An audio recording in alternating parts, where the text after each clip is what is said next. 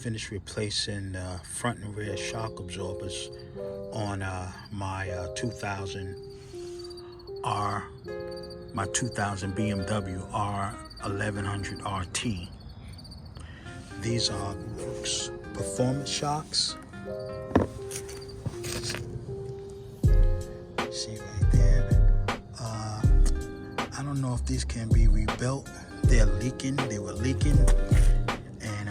the bike was bouncing all around. It's bouncing like a basketball when I go over bumps. But I replaced them with a set of used stock shocks that I found, and the bike runs great now.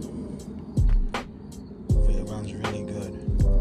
Only thing left to fix now is my fuel sending unit in here. I'm trying to run the gas out. I didn't really feel like draining it. I'd rather ride it till I run the gas almost empty, and then I can see what's going on with the sending unit. I think it may have a broken wire that runs down from the sender down to the main plate, but I won't know until I pull it. But if anybody knows if these Works performance shocks can be rebuilt, let me know in the comments. I hate to just throw them out. I really don't know how to rebuild them,